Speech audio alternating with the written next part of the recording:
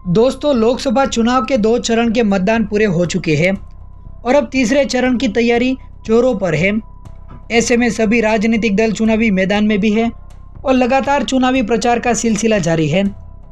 ऐसे में कांग्रेस और भाजपा एक दूसरे पर पलटवार कर रहे हैं, तो वहीं दूसरी तरफ कांग्रेस नेता राहुल गांधी के अमेठी से चुनाव लड़ने को लेकर अटकलों का बाजार गर्म है।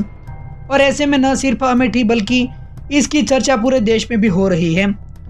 एक तरफ जहां कांग्रेस समर्थक इसका समर्थन कर रहे हैं और ये मांग कर रहे हैं कि कांग्रेस नेता राहुल गांधी अमेठी से चुनाव लड़े, तो वहीं भाजपा में भी यह सुनकर खलबली मची हुई है।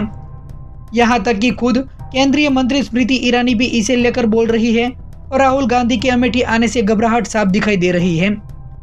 हालांकि राहुल गांधी के अमेठी से चुनाव लड़ने की पुष्टि अभी तक नहीं हो पाई है। वहीं इसे लेकर कांग्रेस अध्यक्ष मल्लिकार्जुन खड़गे ने बड़ा बयान दिया है। उन्होंने साफ तौर पर कहा है कि थोड़े दिन रुक जाइए, पता चल जाएगा कि कौन कैंडिडेट होने जा रहा है। फॉर्म में साइन भी करता हूं। साथ ही राहुल गांधी के वायनाड से चुनाव लड़ने पर कांग्रेस अध्यक्ष ने कहा कि लोगों की डिमांड थी तो वहां गए। वाजपेयी साहब और अडवाणी साहब भी अपना निर्वाचन बदला था। वहीं प्रधानमंत्री नरेंद्र मोदी पर हमला करते हुए उन्होंने कहा कि मोदी ने विकास तो नहीं किया, लेकिन सबका सत्यानाश जरूर किया है। हर चीज पर जीएसटी लगा दिया है। हर साल 2 करोड़ नौकरी देने की बात करते थे और 15 लाख देने की बात कही गई थी। उन्होंने कहा था कि काला धन वापस लाया जाएगा। किसानों की आमदनी दोगुनी करने की बात करते थे। साथ ही उन्होंने पीएम मोदी पर हमला जारी रखते हुए आगे कहा कि मोदी जी की बात ऐसे लगता है कि ये देश 2014 के बाद आज़ाद हुआ। कुछ लोग कांग्रेस में 30 साल तक रहे हैं और सोनिया जी और राहुल जी की आलोचना भी करते हैं। मोदी जी सीबीआई और ईडी के माध्यम से लोगों को डरा रहे हैं। मनमोहन सिंह ने 10 साल तक मंगलसूत्र की बात नहीं की थी, मोदी जी कर रहे हैं। किसी के आने जाने से कांग्रेस को कोई फर्क नहीं पड़ता। कांग्रेस बहती हुई गंगा है। वहीं अगर हम केंद्रीय मंत्री स्मृति ईरानी की हम बात करें तो राहुल गांधी के संभावित दौरे को लेकर केंद्रीय मंत्री स्मृति ईरानी ने कांग्रेस नेता पर निशाना भी साधा था।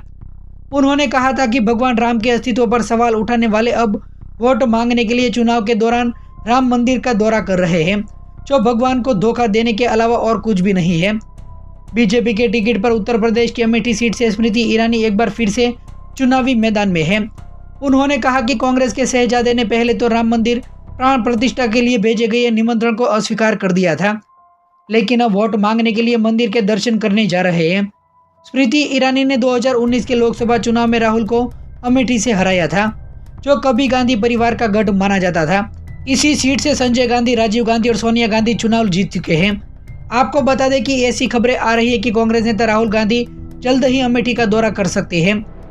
राहुल इस दौरान अयोध्या में बने राम मंदिर का दौरा भी करने वाले हैं, जिसे लेकर अमेठी के लोगों में उत्साह है। तो वहीं भाजपा खेमे में खलबली मची हुई है। हालांकि एक बात तो तय है कि अगर कांग्रेस नेता राहुल गांधी अमेठी से चुनाव लड़ते हैं तो इससे कांग्रेस को न केवल अमेठी में फायदा होगा, बल्कि इससे पूरी यूपी में भी फर्क पड़ेगा।